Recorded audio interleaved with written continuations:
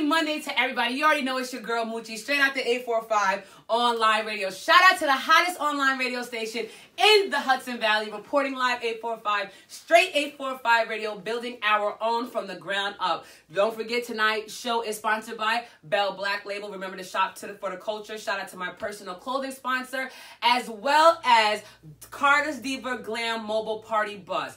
Book your next event with them. It is a mobile spa party bus for little girls, big girls, single women, all types of women. Book your next event with Miss Carter. Now, I am so honored and pleased to sit with one of the most influential men in Orange County. And this is Rabbi. Rabbi, if you don't mind talking to the people, tell them who you are and just a little bit about yourself. Yes, Rabbi Marcus Rubenstein. I'm the spiritual leader, Rabbi of Temple Sinai up on Highland Avenue, right across the street, that big building, right across the street from the YMCA. And I've been there for about 3.5 years. Lived there with my wife and my 2 little dogs. That's it? So wait, Rabbi, what do I, no children? No children, no children. No, not yet. Not yet? Not yet. I'm married for like 2 years. I know I look old. I'm 30, you know? You don't look old, Rabbi. 2 years? Yeah, I got a couple gray hairs, you know. It's all right. That's wisdom. Don't get rid of it. Don't be out here dyeing your beard and all that, Rabbi. We need your wisdom. All right. So, thank you for coming on Reporting Live 845. I definitely appreciate you coming on the show, and I definitely wanted you on the show because I wanted to first tell people why you're so influential in the community. A lot of people know you. A lot of people don't, but you are like one of the most involved men. You were involved in the march. You've been involved in a lot of little community things that's going on around. So tell us, Rabbi, some of the things that you do in Orange County. Yeah, so I'm the vice president of the Interfaith Council, and so that takes a lot of time. And I'm also as part of that, the Interfaith Council runs a warming station that houses up to 30 people who are homeless, asks no questions at all. Just, what's your name? Do you have a weapon? That's it. No citizenship, nothing, no papers, no anything. And houses them every night between November and basically all the winter. And so I sit on the advisory board of that as well. We plan different events, and the Thanksgiving, there's a Thanksgiving prayer coming up, interfaith prayer coming up next Tuesday. All different kinds of events throughout the year. I've been involved in the past a lot with basically trying to fight for undocumented immigrants. Absolutely. I really believe they're our neighbors, and the Jews have been in an ostracized, marginalized place throughout history. So we always have to fight. I always like to say the commandment that's given the most over and over again in the 5 books of Moses and the Torah, the biggest commandment is to care for our neighbors. Right. Love the stranger, and so really I'm very involved in that, and I care deeply about protect your neighbors. So that's some of the things I'm involved with. I also play music. I'm a jazz trumpet player. Ooh, okay. So I'm all around, and I play with a lot of people, and that's what I do for fun. Now let me just go back to are you a fan in the political world, or do you play a big part in that? Do you believe in the political world? I mean, I believe in it. I definitely believe in the goodness of government and the goodness of people coming together to do justice and protect each other. Right? That's politics, right? And being together. I really do it specifically from a religious angle. I provide a religious message. As a rabbi, when I speak, I know I speak from the authority of Torah and Judaism. When people see me, they don't necessarily just see, oh, that's Marcus. They say that's the Torah. That's what Judaism thinks about this. Right. So I really watch what I say to make sure that I'm speaking according to what the Torah says at all times, especially publicly. So for that reason, I try to distance myself from particular candidates. Obviously, for tax reasons, I can't really talk about candidates or whatever it is. But if the Torah has something to say about a specific issue and a specific Torah angle, and that really is the Torah angle, not like manipulating or trying to spice it up or sugarcoat it. Then I believe I have an obligation to say something. I have an obligation. The Torah is a political book. The Jewish people are a people in itself. So I do feel like I have an obligation to say something. But I really watch. Usually I'm trying to talk about God. I'm trying to talk about being a good person. Following stuff that Judaism cares about in that regard in its own societal structure, not necessarily out in the world as much. So now I want to ask this question, Rabbi, and I know that you'll be honest because, you know, I'm African American, and sometimes people feel like we're the only people that go through stuff. But you being a Jewish man, from my history and my history books, Jewish people have also been through a lot. So can we just talk about some of the things that the Jewish community has been through, that people and what people overlook or what they may not understand? Yeah, I mean, so right now, I mean, obviously Pittsburgh is on our mind. Right, absolutely. And, you know, obviously Pittsburgh was what was on the news, but I know two people from the African American community were also killed that day in Kentucky. So, you know, look, there's all kinds of violence going on all the time. But unfortunately, I think now it's the Jewish people are the most hate crimes are committed against the Jewish people of almost every group. I think we were right behind gay and lesbian. But we're like neck and neck. It's not a good competition to win. And I don't think people realize that. People don't see that around. And the Anti-Defamation League is saying this is, you know, the worst year. Every single day there's more incidences of swastikas drawn on synagogues, children getting beaten up, especially Hasidim, you know, the ultra-Orthodox who wear the black hats and the getting, you know, beaten up and messed with. And yeah, I mean, obviously the shooting is something that happened. It's happened before, and obviously not that bad, thank God. Right. And that's, you know, I have, for my Hebrew school kids, I grew up in a community in Long Island. Okay. And my public school, it's 60% Jews. So that's not the case here. So my kids in Hebrew school, you know, I don't feel like I faced so much anti-Semitism growing up personally, but my kids are reporting all the time, you know, getting quarters thrown at them, saying, you know, pick up the quarter Jew, you know, all this kind of stuff. You know, coaches putting the events on Yom Kippur, putting the events on a Jewish holiday where they know the kids can't be there. Right. You know, all kinds of ways of, you know, trying to undercut. And really what happens when a, you know, kid, you know, does something is almost, you know, doing something neo-Nazi-like, you know, like saying, you know, Hail Hitler around a Jewish kid or something, trying to scare him middle school or high school. You know, you don't know in that age if they're doing it just because they're trying to get a rise, you know. I got change thrown at me, and I think the kids were doing it to get a rise because they knew I would get angry if they did it. But the problem is a lot in the area, sometimes, you know, the principals don't stand up or the administrations don't stand up, and that's when I feel like it's anti-Semitism, when you don't see the school administrations disciplining the kids.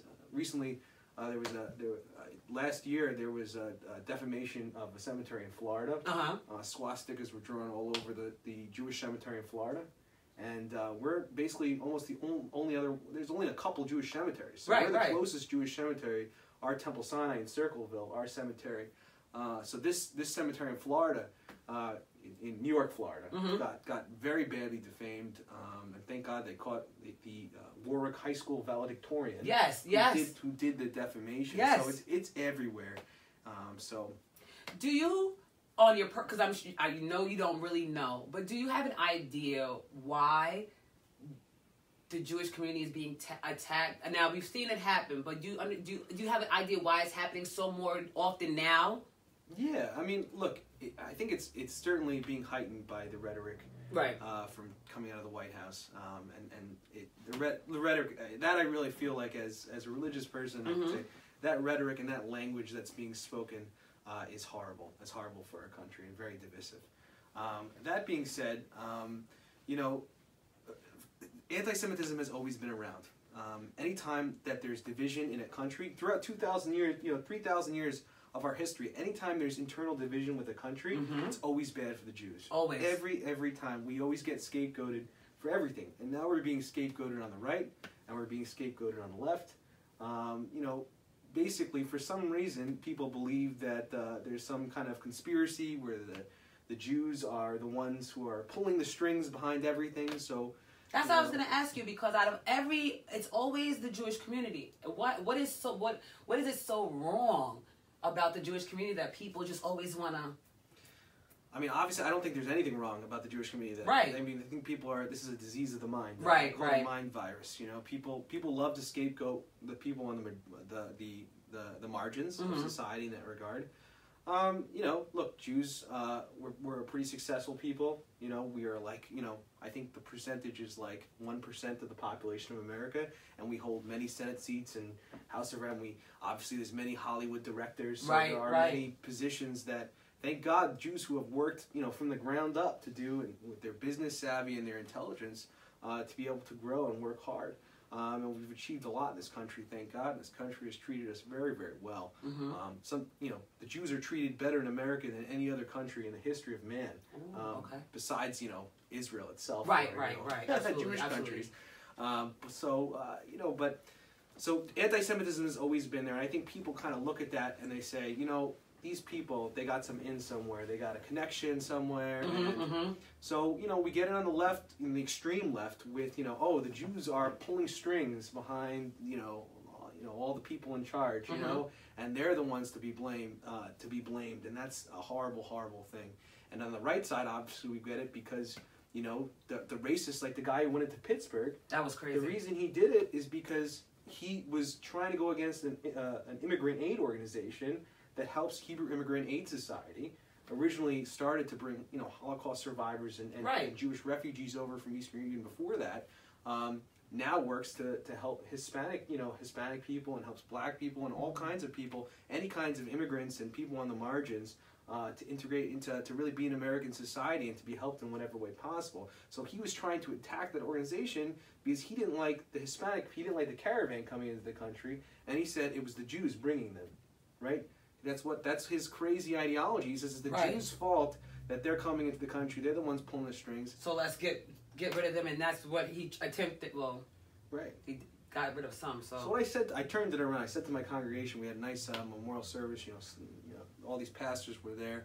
I know Pastor Williams was on this before. He was there. Absolutely. And what I said is that what, if that guy's going to say that, I'll take credit for helping those people. I'll take credit for helping people on the margins of society. Right. If you want to attack us for trying to help people, somebody, well, then look, you know what? We're gonna stick to our values, and we're gonna obviously protect ourselves. But that's what happens. Rabbi, let me ask you this: with all that's going on right now, and I know we're not afraid to be who we are, but are you ever afraid to be Jewish in a day like this? It sometimes goes through my head, I know I'll be the first target when the gunman comes inside the synagogue. Right.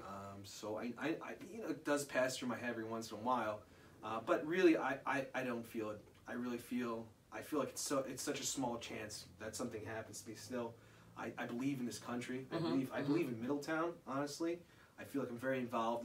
This synagogue's been here for over 100 years with no issues. One time in the early 90s, but it was I don't know if it was an anti-Semitic incident. It was some people stole some silver from inside the synagogue. Okay. But that was an anti-Semitism incident.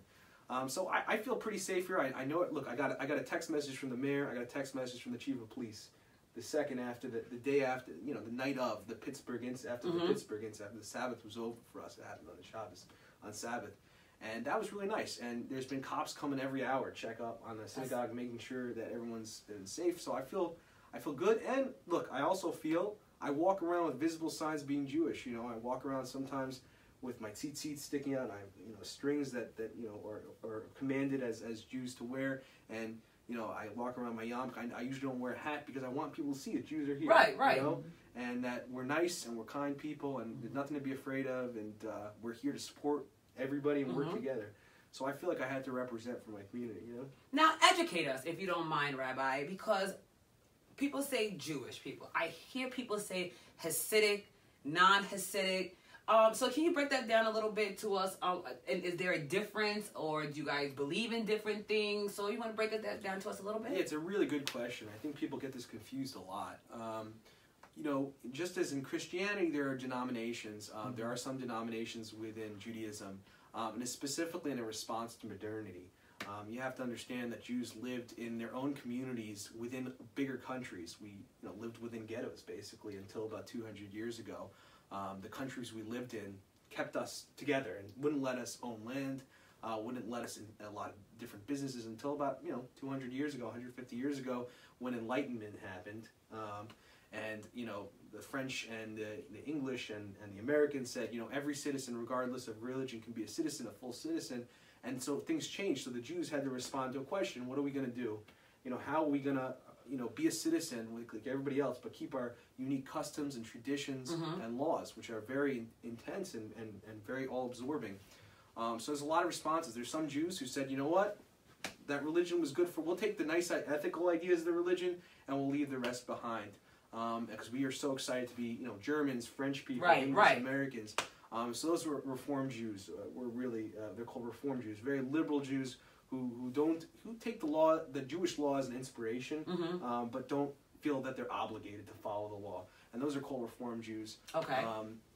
There's also a middle denomination. I'm part of a more middle denomination called Conservative Judaism, in which we do believe in following the laws, but we also fully American as well. Okay. We're fully part of society, and very integrated into everything, and really believe in being proud Americans at the same time. Okay. We don't, and then of course on the other extreme, there's always extremes. There's the Hasidic and ultra-Orthodox Jews who believe that they're going to act they're going to act even more exaggeratedly the way they acted 200 years ago, because they're going to purposely set themselves off and outside of the community to preserve their identity. Okay.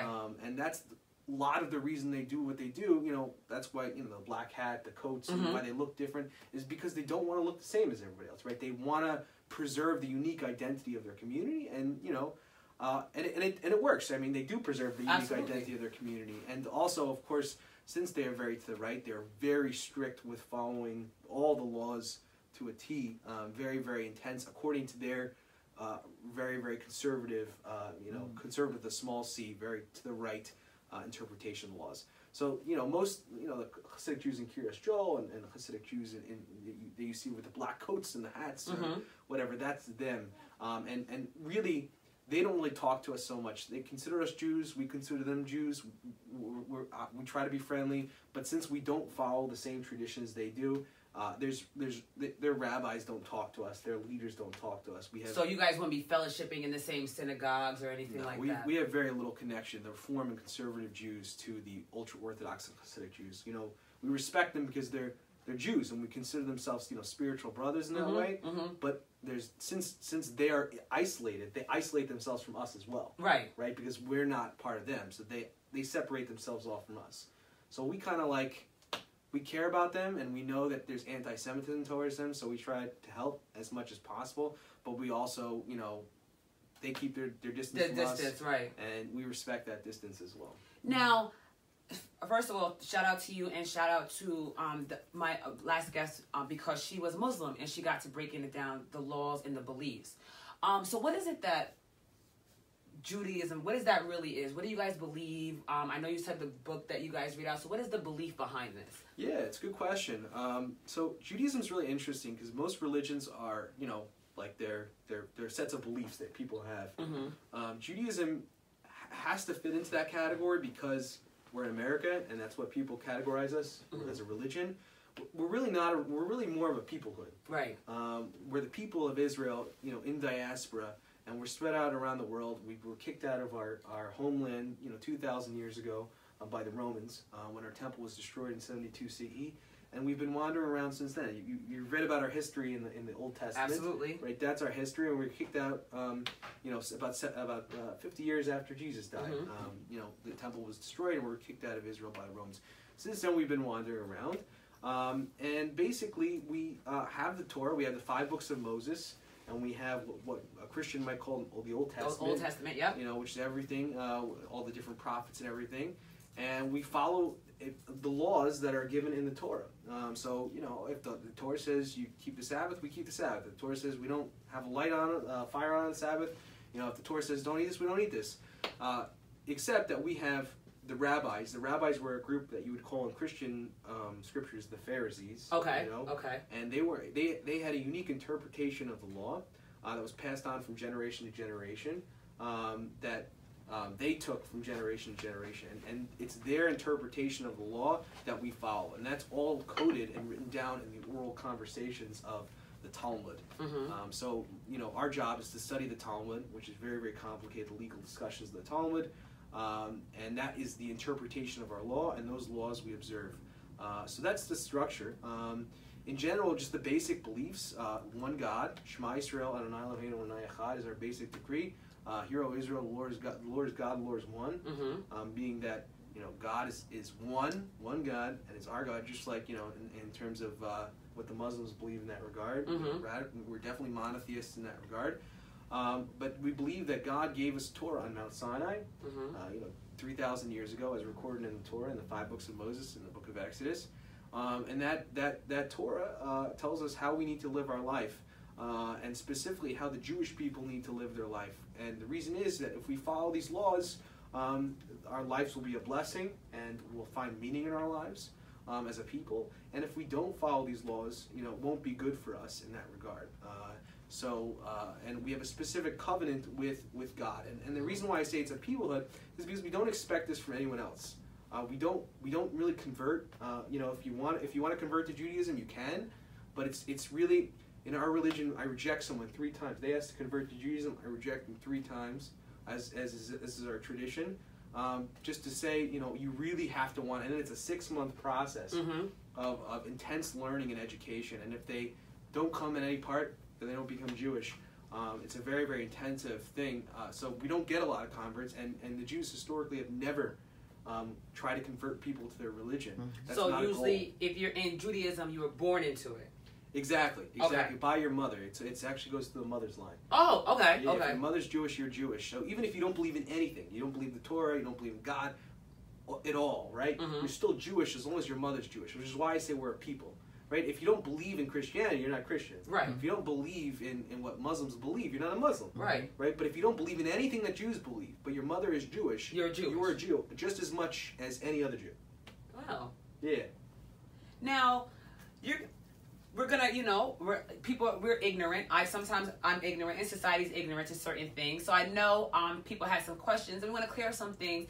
And I'm very thankful again for you coming up and being open with this. So one of the things that someone asked me to ask the rules in Judaism is, you guys, Jewish people are supposed to reproduce, correct? And you're supposed to have a lot of children. We're supposed to have 2 children. You're obligated to at least have a man and a boy and a girl, if you can, right? If right. Biologically you can, everything's working correctly. Now, if you're Jewish and you don't have children, as you don't, Rabbi, does that put you in a certain bracket?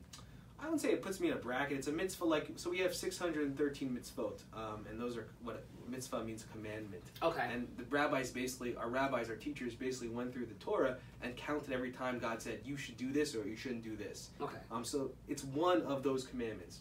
It was given in the garden, saying, be fruitful and multiply, right? So that's a commandment from God for all time, and we follow that. And that was interpreted by our sages, specifically the ancient sage Hillel, actually lived at the same time as Jesus, who said that means you have to have a boy and a girl. So it's a commandment like any other commandment, and sometimes if you don't follow that commandment, it's considered transgression. It's considered something you did wrong. But look at our modern age today. People make all kinds of decisions. Absolutely. So if you can, biologically, emotionally, spiritually, psychologically, if it's safe for the child to have children, then you're obligated to have a child in that way.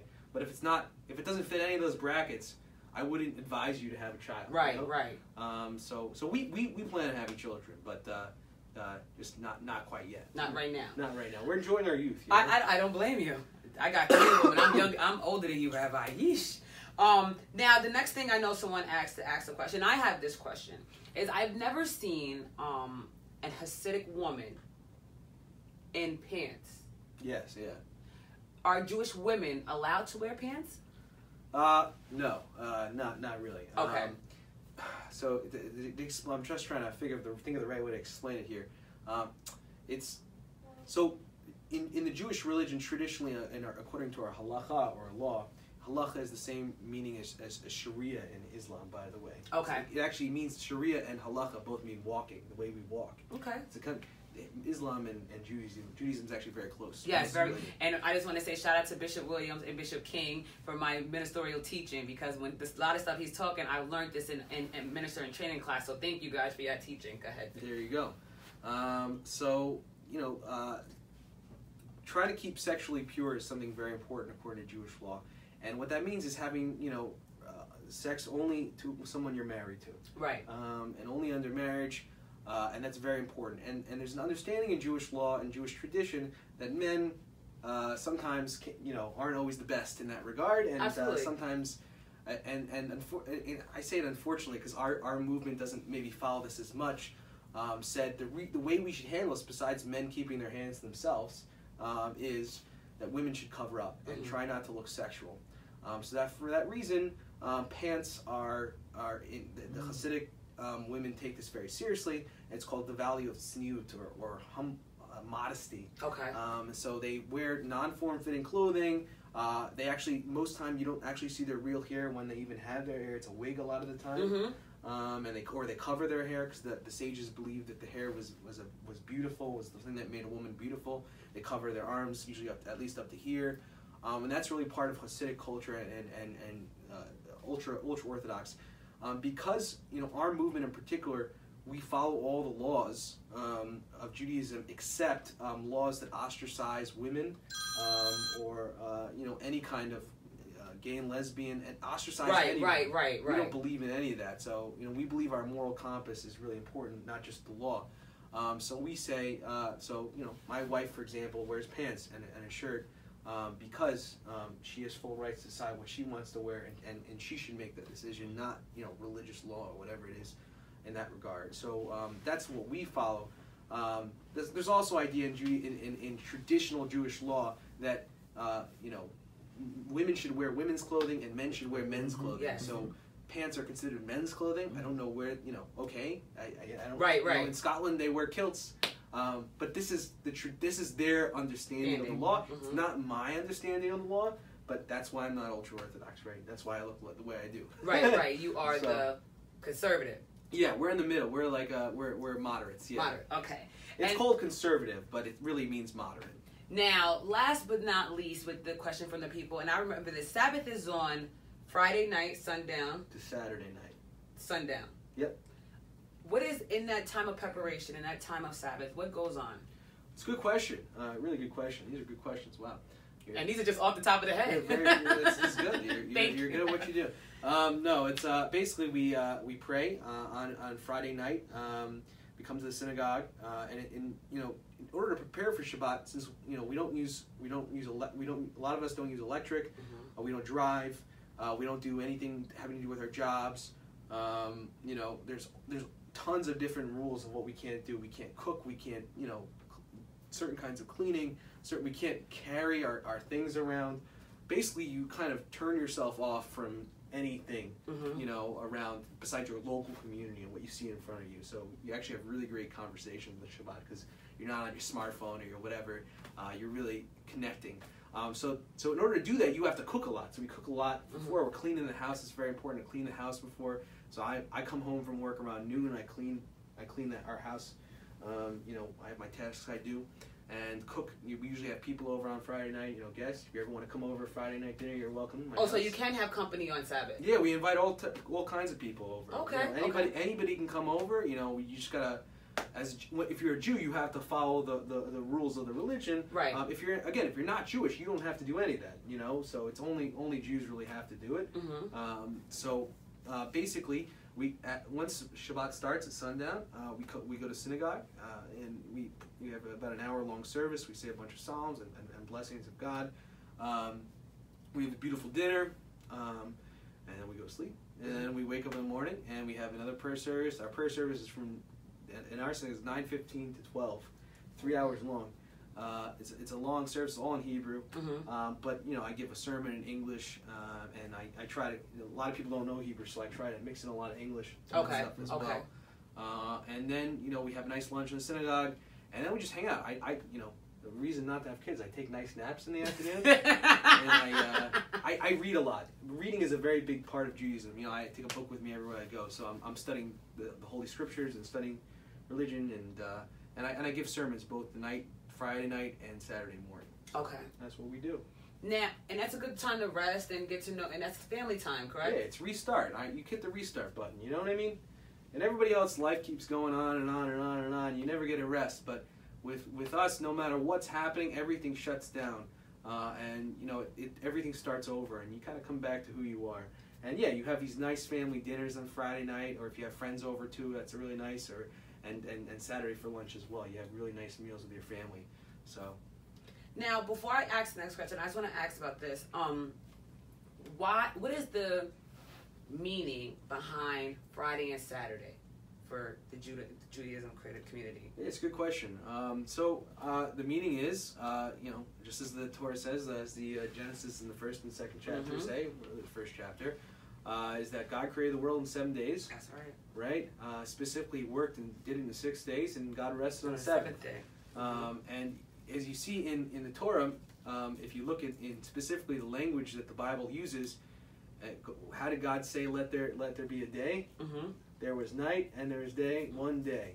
Remember in Bible? Yes. So the Jewish sages interpret that saying, what comes first? What's the beginning of the day? The nighttime. Right, right. Not the daytime, right? As we think in America. Right. Right? So the night comes first and then the day. So the night is actually the beginning of the day, not the morning. So that's why the Sabbath is the seventh day. And in Judaism, we think Sunday is the first day. Right? So we call that the first day. And the seventh day is then from Friday night to Saturday, Sunday, and the new week begins Saturday night. Okay. Like in Israel, Sunday is the first work day. Right. Right? And they have Friday and Saturday off. Absolutely. Right. Right. So that's the significance in that regard. That answers your question. That is. I just think I did remember hearing. Okay. Thank you, Rabbi. I'm excited. Now, Rabbi, if you don't mind, because I think we have another Jewish holiday coming up, don't we? Yeah, very soon. Very soon. And we have it's Hanukkah. We have a Middletown Hanukkah lighting. It's for all of Middletown, so everyone should come out. What day is this? It's December 5th. I believe I have like the worst memory in the world. So if I check my phone, I can make sure. I believe it's December 5th. It's a Wednesday at 4:15 p.m. And Middletown's been really great. They provided us with a huge menorah they're putting up in Runford Downtown Park. Mayor Stefano texted me, said, we want to do this. We want to do this. We have this big Christmas tree lighting. Yes. Why don't we have a Hanukkah light? Exactly. And so that was really kind of him and really appreciated. So our whole community's coming down. Sweet Dessert Cafe. I'm getting the name right. Sweet Dessert. We know what you're talking about. You know what I'm talking about in Middletown. Yeah. And Reported Live will be there too. Absolutely. Beautiful. And so they're providing some desserts, and some of them are kosher, which is really great for us. And and we're gonna have some singing, and it's gonna be a really fantastic day. So that's what's coming up. We're also having a bunch of Hanukkah programs for children at the synagogue.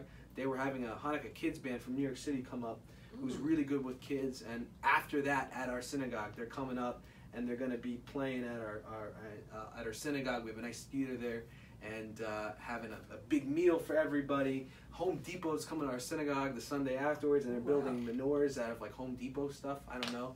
It's really fantastic. It sounds fun. It's a fun holiday. We have to compete with Christmas with the 8 days of presents. Listen, now we got to talk about this because Christmas is one day. You get one lump sum of presents. You get a lot of presents that one day. Hanukkah, explain this to us. So it's 8 days. 8 days. Explain, what is the meaning behind Hanukkah? The meaning behind Hanukkah. Well, let me tell you. So, Hanukkah is an interesting holiday. Hanukkah is a much later holiday, right? You never see in the Bible anyone talking about Hanukkah, right? Right. You never see that mentioned. That's because it happened. It was specifically the Greeks in the time of the Seleucid Empire, basically around 200 BCE, right? So 200 years before Jesus. Yep. Right? The Greeks came and they tried to, right after Alexander the Great, tried to basically sacrifice a pig on the altar in the temple and to dedicate the altar in the great temple in Jerusalem. That we have one temple, a very holy temple, and that was destroyed in 72 CE by the Romans. But 300 years before that, this Greek leader tried to go in and sacrifice a pig to Zeus on our altar, which obviously very against our religion. It was all part of a great campaign to Hellenize the Jews and try to get them to stray from their religion. And there was a group of fighters called the Maccabees who came and said absolutely not, and they fought basically a guerrilla campaign against the Greeks and were able to beat the mightiest army in the world and win back the temple and rededicate the temple and rededicate it to the one God. And we celebrate that military victory on Hanukkah in that regard. And that reestablished the Jewish kingdom for the next 300 years. That being said, the rabbis were very uncomfortable with talking about the military. Why? when a lot of our laws were interpreted, they were under great oppression by the Romans. Absolutely. So they tried to tamp down militaristic and nationalistic feelings because they didn't want to be oppressed more, and they, you know, they were against the Romans, the greatest army in the whole entire world. So they were trying to tamp down zealotry. So they didn't really talk about that. That's the historical reason. The religious reason is during that time there was a great miracle that supposedly happened, according to our rabbis, that because the synagogue, the temple was impurified, and basically we have all this oil for lighting these big lamps called the menorah. Right. There was a big menorah that the Romans ended up taking. Titus took down when he conquered the temple. But we had this big menorah that we lit in the temple, and there had to be very holy, pure oil that was used and specifically checked by the Kohen Gadol, or the great high priest who served in the temple. And that basically, unfortunately, all of that oil became profaned. It became impure because of that's what the Greeks did in the temple. So under the whole entire military siege, once the Jews gained back the temple, they only had one vial of oil, and in order to, it takes a while to remake this oil, about 8 days. And God miraculously made this one vial, this one vial oil that usually lasts for 1 day to keep the menorah lit. It lasted all 8 days, which is where the 8 days come from. So that's the miracle of Hanukkah. And so, you know, we celebrate a little bit of fighting against oppression, fighting against anti-Semitism, fighting against any oppression of any peoples of all kinds. You know, really standing up and not being afraid of anything. So that's one of the themes. And the other theme, obviously, from this miracle story is the idea of light. And the theme of light, which kind of pairs really well with Christmas, right? Because the light of Christmas as well. And, you know, the spirituality in life and the light that comes from candles, the way it makes us feel. So that's very important. So. And you guys get one gift per day? One gift per day. Yeah, one gift per day. One gift per day. Interestingly enough, that wasn't originally part of the custom. It was a custom to be joyous on those days, but it's actually a relatively modern custom to give gifts out. And the reason is because Jewish kids felt bad. Right. Yeah. Right. The Christian kids got all these gifts. Right. You know, they didn't get any gifts, so we said, you know, part of the joyous thing is to give gifts to kids. So we changed it a little bit. You know, we've been in America a long time. Right. So America has and the Christians have very much influenced our religion, just sociologically, just by living together. So that's something. That's actually the reason for the gifts is really so everyone's happy, everyone's joyous. Right, and everybody doesn't feel, you know. No one feels excluded. Right. You know what, Rabbi, first of all, I am so humbled that you came and took time out of your day to sit with me. And I have to say this publicly. I asked the Rabbi, and he didn't hesitate. He didn't ask 100 questions. He didn't say who, what, when, where. He said what day and time. So I appreciate you, Rabbi, for that. And you coming down here and educating us, because a lot of things that you spoke on tonight, a lot of us didn't know. We were ignorant to, so I think we'll do better as a community, as a society. So before we get out of here, let me ask this last question. What do you want the people of Orange County to know, and people of 845 to know about you and Temple Sinai, that they need to know, that they may have not known, but it's important that they know? So a couple of things. I think, number one, if you know any Jews, send them our way. You know? We're home to all Jews, and really, we're a very friendly, inclusive place, a very open place. We're looking to grow, and, you know, we'd love to see you, number one. Number two, you know, I love this city. I love Middletown. I've really enjoyed getting involved. I do believe that it's important to fight for justice everywhere I see it, and I always want to be part of fighting for justice, fighting for those who are marginalized or oppressed, and I want to be involved in all those things. So I really care about all communities that are possibly marginalized. So I hope that every community looks at our synagogue as a safe place, as a place that's safe for everyone. You know, if you're ever feeling unsafe, you need help, come by my office, say hello, I'll connect you to the right people. Our synagogue is a sanctuary. You should feel safe, and you should always believe that the Jewish community stands behind you, especially, you know, if you're oppressed. You know, look, our synagogue over and over again, we won awards as one of the best supporters of the NAACP. You know, we have it hanging up in our synagogue. We're very interested in helping out the African American community, the Hispanic community. Me personally, I want to be involved. You know, there are not a lot of Jews in this neighborhood, but there's a lot of the African American community, there's a lot of Hispanic, you know, there's a lot of all different kinds of community. I want to feel part of that. I want to really get to know my neighbors. So come say hello to me, and I really want you to feel safe. And lastly, I also really want you to know that Judaism believes in loving your neighbor as yourself. And Judaism believes in fighting for justice, fighting for peace, and helping anyone who need be. So I'm very thankful you had me on so I can put that message out there, and I really hope that I can be a resource for this community. And anytime you want to talk, or anytime you need help, always here for you. Now, before we leave, Rabbi, I just have to ask this one thing, because I've seen this one time in Brooklyn, and it was years back, and I was confused. Are there any other minority Jewish members? Like, is there any other, like, African American Jew, Latino Jews? Big group of African American Jews, and definitely some. We have some. I think they're from the Dominican Republic. Come to our synagogue for services. There's definitely a big group of African Americans. Actually, believe it or not, actual African Jews. There's a whole group of Ethiopian Jews and Ugandan Jews. People who've converted. Some of them were, always kind of Jewish, and they, were cut off at some point, and they were always kind of practicing Judaism. Some of them became, pseudo Jews under Jews for Jesus kind of leaders, and then eventually, like the ones in Uganda, were converted actually officially to Judaism. And so there's whole communities of Jews in Africa, which is, very important.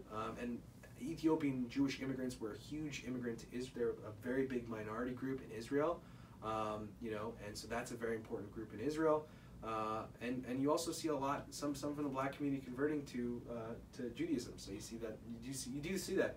So it can, and it does, and it is. It can, it does. People really feel a close connection to, we're such an old religion where people feel a connection to us somehow. And look, if someone wants to convert to Judaism and wants to be a Jew, it's not an easy life. I'll tell you that right now. Very meaningful life, but not an easy life. And no one needs to be a Jew. We don't try to push it.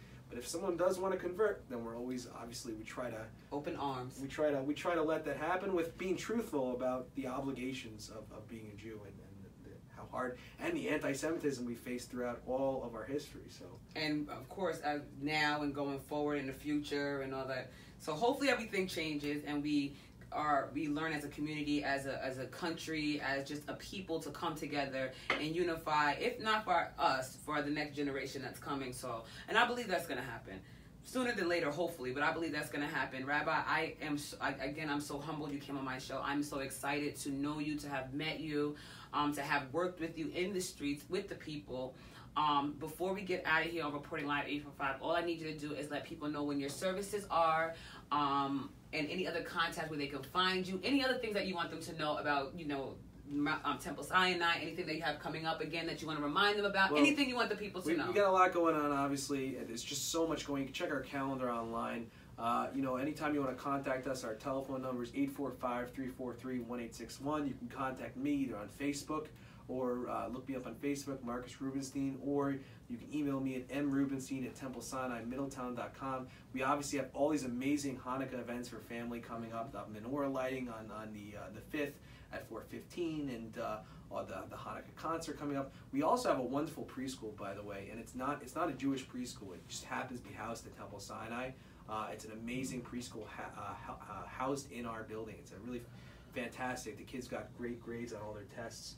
Yeah, you're looking at me like I'm crazy. Yeah, because I have a 5-year-old. We got a preschool. You should bring your 5-year-old over. We got a fantastic preschool. It's not Jewish, just housed in our synagogue, and the kids got really. It's part of the the school, the free pre-K program. Oh, okay. It's part of that public pre-K program. So we got about 20 kids, I believe, something like that. 25 kids or something like 26 that. 26 coming soon. We got a tot room. We got a preschool room. We got all that stuff, and we really would love people to come out and support that. And if you have someone of preschool age or tot age, please bring them over. They're getting the best education possible there, and it's really a fantastic place we're building. So, for you to have no kids, you're very, very involved with the youth. I'm trying. Yeah, I'm trying, and I love kids, so it's very important to me. Thank you, Rabbi. Again, I appreciate you. I look forward to spending time with you at our menorah lighting. I'll be out there with you guys, and I look forward to everything that you have coming up. If you guys follow Rabbi Marcus Rubenstein, or you guys can follow Report Live 845, because I will be on his page taking flyers and anything else I see, putting it out, spreading love. because I believe in this man. I love this man. And when I first met him, he was so open arms, and he was involved, and he's been hands-on ever since. So I thank you, and I thank you, Bishop Williams, for the connection. I thank you to the city of Middletown for showing love and protecting our own, because Rabbi is one of ours, and we want to make sure one of ours stays safe at all times. So salute and big shout out to the mayor of Middletown and the city of police, Middletown Police. We appreciate you being hands-on. Thank you. Much love and respect. This is what it's coming about. If you see something happen on TV, don't forget it can happen right here. It could touch home very quickly, so we have to make sure we protect our own, that we love up on our own, but most importantly, we support our own. Rabbi, we love it. We thank you. And before we get out of here, you want to say any shout outs? You want to shout anybody out? Anything like that? I think I'm okay, but I do want to thank you so much really for all you do. I love watching your show. Thank you, sir. Thank you, sir. Any way I can support anyone, I really want to be of help to you and everyone, you know, in Middletown. So. Thank you. You guys already know, happy Monday. This is Reporting Live 845, straight 845 radio. Make sure you guys tune in all week. I have special guests all week, along with, I will be on a couple of radio shows this week, getting my own interviews. You guys know, Reporting Live 845, straight 845 radio, building our own from the ground up. You know what I'm going to say. If you don't do nothing else, all I need you guys to do is hashtag get involved. Show love. Love is love. Hate will get you nowhere. See you guys tomorrow.